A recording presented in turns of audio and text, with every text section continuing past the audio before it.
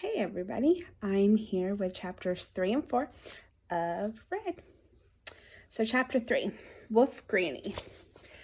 "Why, hello, Red," said the wolf. "Don't you look tasty? Lovely today." "Oh, Granny," I said, "what big eyes you have." "The better to see you with, my dear," said the wolf. "Come closer, will you?" I stepped closer. "Granny, what big ears you have." "The better to hear you with, my dear. Come just a little closer." I stepped right beside the bed. "Oh, Granny, what big teeth you have." "The better to eat you with." The wolf opened its jaws and swallowed my head. I shrieked until its teeth tickled my neck, and then I laughed. Finally, the wolf stopped and let me go. It reached up with hairy paws and pulled off its head, revealing Granny underneath. She smacked her lips. "You were delicious." Sometimes Granny used a wolf disguise to scare unwanted visitors away. I was generally a wanted visitor, so someone must have been here recently. Who was it this time?" I said. "Oh, just some chatty girl." Granny received a steady stream of visitors who wanted their fortunes told, or magical cures for whatever ailments they had. The wolf costume was a quicker way to get rid of people than trying to explain the magic didn't always have to be what you wanted it to. "This girl would not go away," said Granny. "She knocked and chattered endlessly about needing some potion. Finally, I had to turn myself into a wolf. Otherwise, I probably would have turned her into a mouse." I laughed. "You couldn't turn her into a mouse. You wouldn't." "I could and I would," said Granny. "Here, watch. I'll show you. The spell goes like this. Squeak and skitter, tiny critter." "Stop," I cried. "I don't want to be a mouse." Granny looked offended. "I wasn't going to turn you into a mouse. I was going to turn Milk into a mouse." There was a clip-clop on the wooden floor. "Ma!" A goat was tethered to the foot of Granny's bed, chewing on some fresh clover. "Why is Milk in the house?" Milk was an old nanny goat who no longer gave milk, but Granny kept her around anyway. Milk used to belong to my friend Rump, but then he left the mountain to go on his own adventure. Before he left, he gave Granny the goat, and she became sort of a pet. "I couldn't leave her outside by myself," said Granny. "There's a monster in the woods. They took another pig." "Another pig?" Cursed that wolf. That was the second this month. I shouldn't have given him any pork. Clearly, he'd eaten already. I'd have words for him next time, or stones. "I met a wolf prowling not too far from here. Perhaps you should bring the pigs in the house, too." "Not enough room. I can spare the pigs, but not Milk. She's a good guard goat." "A guard goat?" The goat bit into a lump of hay and chewed noisily. "Yes, she warns me when intruders are coming. She warned me about you." "I'm not an intruder." "Mah, mah, mah." "You are to her," said Granny, laughing. And then her laugh turned into a cough. She blew her nose into the handkerchief, her hands disguised as wolf paws. "Are you sick?" I asked. "Well, I'm no songbird. Chipmunks." Granny sneezed. Her voice sounded stuffy and scratchy. "Did you need something?" "I've come to stay with you, remember? Mama and Papa are gone." "Oh, yes, of course, I remember. I just forgot. Come, let's make some supper." Granny slid out of bed, a furry tail she attached to her nightgown sticking out behind her. She snapped her fingers and started a fire. I carried the kettle. While I pulled water from the well, Granny pulled carrots from the ground, growing from an extra inch or two as they came out. While I chased the chicken with a stick, Granny brushed the dainty white buds of her strawberry patch, and they swelled and blushed into juicy red berries. While I plucked the feathers from the chicken, Granny plucked a sprig of rosemary and multiplied it into 3. Granny, much like a mother hen, clucked at my pitiful plucking. "Red, dear, you know there are better methods to this." She waved her hands over the chicken and magically removed all the feathers I managed to pull. "Chop some vegetables, will you?" I got the kitchen knife and painstakingly chopped carrots and onions. My eyes watered from the onions. "Don't cry, dear," said Granny. "It's so unnecessary." She whispered a spell to the knife, and within seconds the vegetables were perfectly chopped. Sometimes I really wished I could do magic. I wished my magic could be like Granny's. She performed her spells without causing any mayhem. Her magic never harmed anyone. It made everything better. Granny made the whole world wonderful. Soon the soup bubbled and the air smelled of delicious herbs and onions. I got the spoon while Granny served the soup. She swooped her hands in the air, and the ladle dipped itself in the pot and scooped the steaming soup into our bowls. But on the second bowl, the ladle fluttered. The bowl toppled from the table and broke into two, splattering soup everywhere. "Oh, dear," Granny said a little and leaned against the table. I rushed to her. "What's wrong?" She clasped my arm. Her hands were cold and clammy, despite the warmth of the fire. "I think I overdid it," she said. "I'm not the sprightly witch I once was." She tried to laugh, but ended up coughing instead. "Maybe you should lie down," I said. I tried to lead her to her bed. Granny waved me away. "I'm just famished is all. I forgot breakfast when the silly girl came nosing around. Let's eat." I cleaned up the mess while Granny ladled the soup without magic, using her own two hands. They trembled so slightly. We slurped our soup and ate bread spread thick with butter and honey, followed by juicy strawberries. "I spotted a dwarf yesterday," said Granny. I dropped my spoon. "You did? Where?" I'd never seen a dwarf. Very few people have, but Granny encountered one when she was 12, same age as me, and her stories made me eager to find one myself. I saw him close to the stream. I tried to follow him, but he disappeared down a hole. In my younger years, I would have caught him. "I can't understand it," I said. "I've searched for dwarves for ages, and yet you spot one on a morning walk." I shoved strawberry in my mouth. "Just as well. Dwarfs are crabby, crotchety creatures, secretive and reclusive. They detest humans. Most dwarves go their whole lives without ever coming above ground. That's why so few humans see one." "I'll see one," I said, determined. "I've seen a few things most humans haven't." "If you do, keep it hidden." She pointed to the ruby ring I wore around my neck. Granny had given it to me when I was born. It was supposed to remind me that my name meant beauty and magic, or some such nonsense like that. "Why?" I asked. "Dwarves love rubies. They love gems, but rubies are their favorite. They'll steal them from you if they see it. Probably gives them loads of magic." I clutched the ring. Dwarf magic is powerful indeed, according to Granny. They were where everything is, and their underground tunnels go everywhere. The kingdom, the mountain, yonder beyond. They know every landmark, and they know where to find things. Powerful things, secret things, things you never knew existed. Dwarves are little traveling wizards. If you've ever lost or you need to find something, a dwarf can set you straight.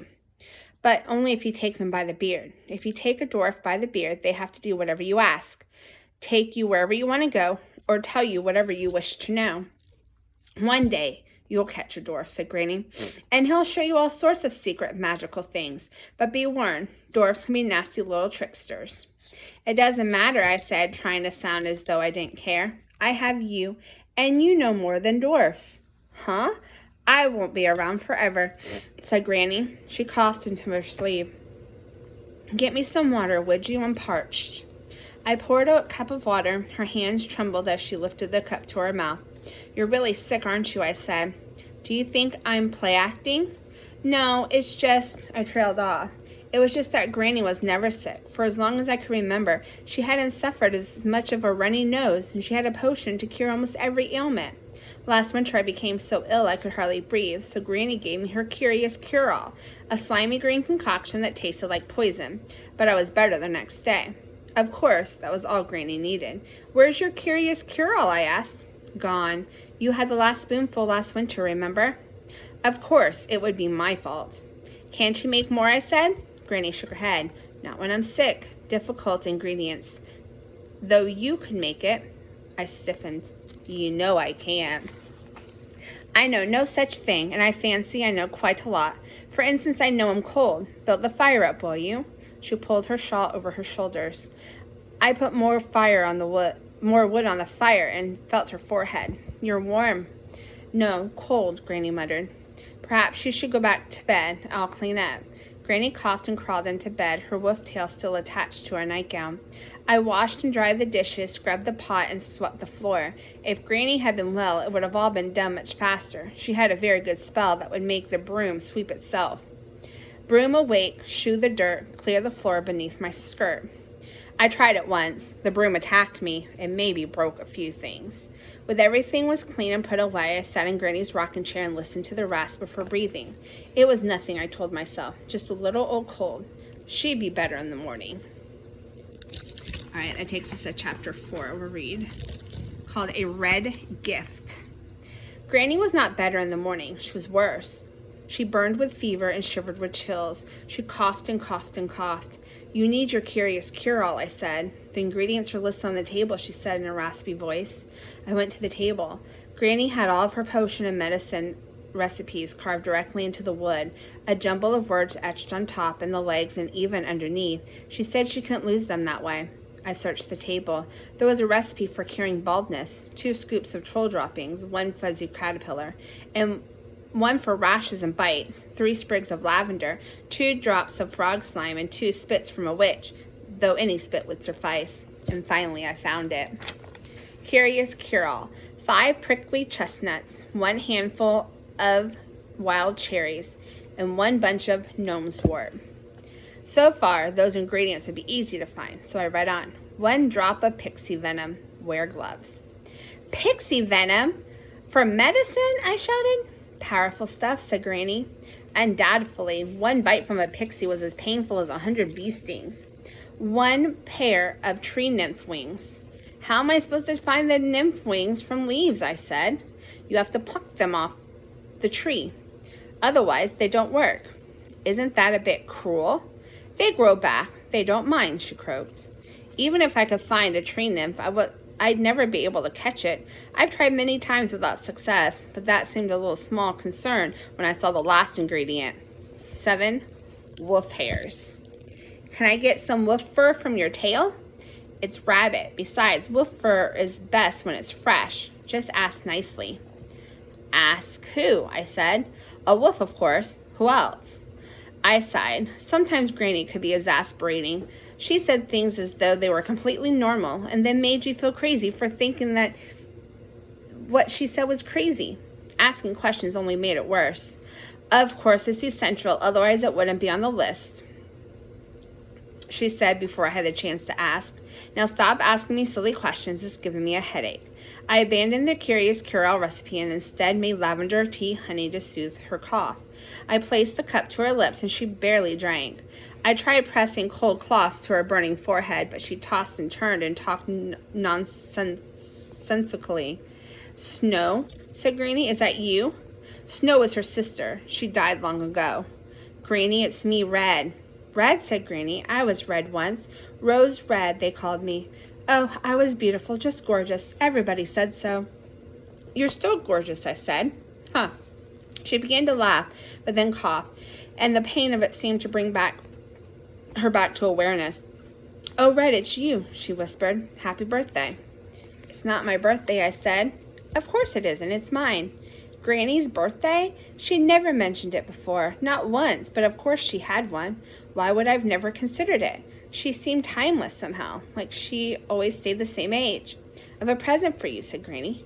You have a present for me on your birthday? Granny lifted her arm and pointed to the end of her bed. Open that chest, she said. I went to the big wooden chest at the foot of Granny's bed. I had gone through it many times. It was where she kept her treasures, as she called them, mostly from her childhood. Crocheted baby bonnets, a patchwork quilt, worn and faded from many picnics, a white glove, dried roses that had once been red, now black and brittle, a miniature painting of Granny in a red cloak and her sister in a white one. What am I supposed to find? I asked. Unfold the quilt. It's inside there. I unfolded the quilt and something slid out onto the ground. It was bright red. When I picked it up, the fabric unraveled like liquid. No wrinkles, no folds. It was a cloak. A red cloak with a hood, just like the one Granny wore in the little painting. It was mine when I was your age, said Granny. Put it on. I hesitated. Go on, it won't bite you. I wasn't so sure.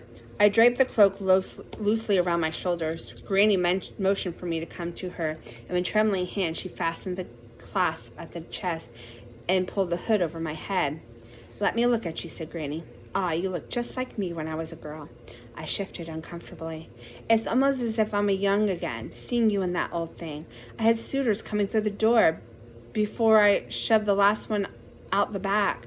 My sister Snow had a matching white cloak, of course, and we wore them everywhere we went. Everyone called us Snow White and Rose Red.